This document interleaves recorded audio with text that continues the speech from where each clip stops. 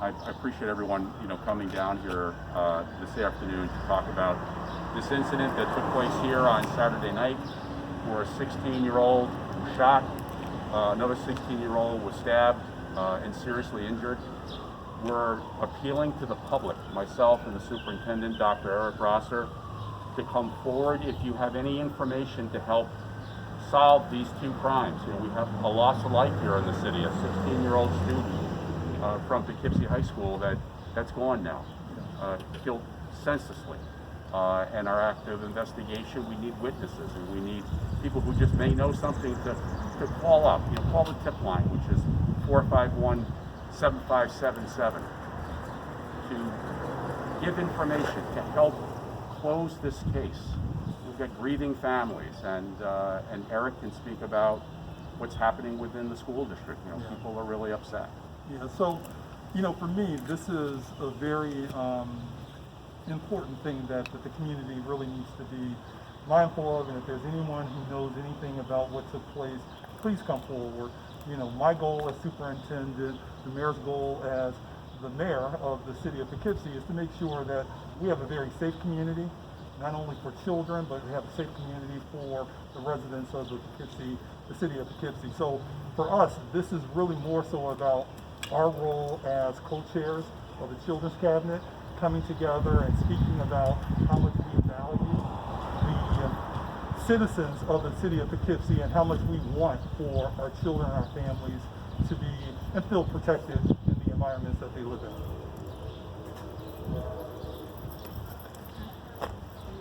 in. We know that there were people here. We know that there were individuals in this general area. There was a call about a disturbance, and obviously, there were people involved in whatever that disturbance was, or were witnesses to it. Even the slightest bit of information, if you may think it's not something that is important, most of the time it is. And trying to piece together an incident that probably took place when someone was shot, I think it happened probably pretty quickly. But if you were in the general area, please, let our police department know. We've got every available resource trying to find out who these individuals or individual is that caused the death of this young man and this serious injury to the other young man. Mr. Mayor, do we know if this was random or targeted? I don't know that, and that's obviously why this information is very important to kind of piece together what it is, but I think at this point in time, we don't know. It's still really active, but again, they're trying to put together lots of bits of information, but it's coming from different places, so it gets complicated, and that's why every bit of information is important. Do we know anything about the timeline leading up to the incident? Where they were going? I don't know. Can you identify the victim who died? I can tell you that that's going to be released this afternoon by the police department. And the other victim, so the victim who died was a student in the City of Poughkeepsie Schools District. That's correct. Can you tell me which school? Poughkeepsie High School. Poughkeepsie High School. What grade? I believe he was on the 9th or 10th grade. Played sports, clubs. Can you tell us anything about the individual? I don't have any information about the student and the various activities he engaged in. I don't have any of that information presently right now. The other victim was 16 as well, right? Mm-hmm. Student in the district? We're still trying to determine that. We're getting conflicting information in terms of who the individual was, but once we receive the student's name, we will then be able to see whether or not he was a student, if he was a student in the Poughkeepsie City School District.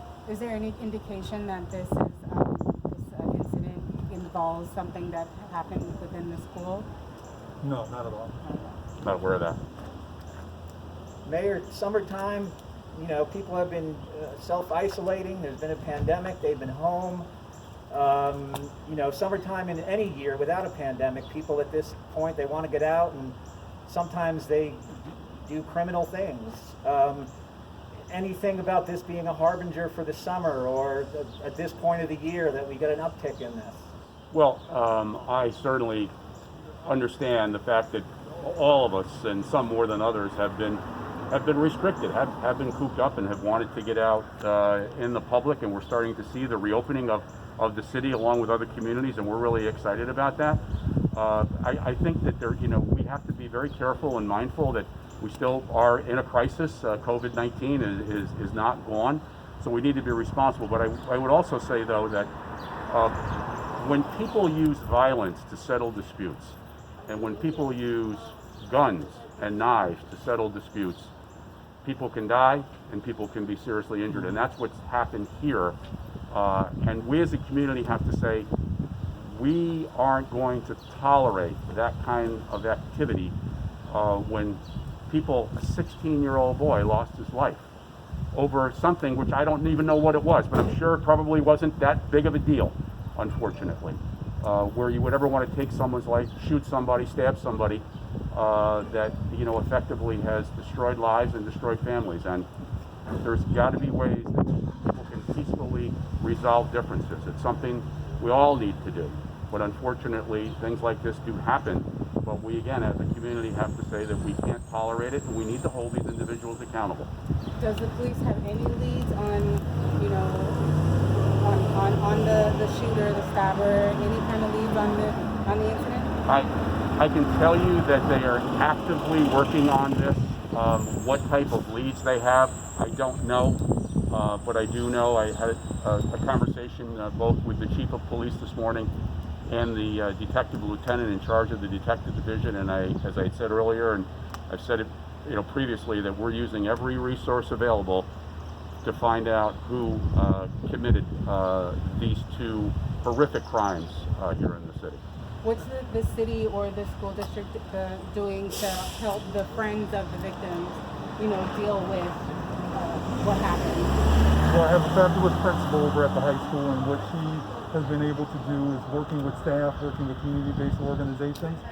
She's been able to connect organizations to children so that if there are children who are grieving, that they have a direct connection to individuals in the community, as well as some of our staff members in the school.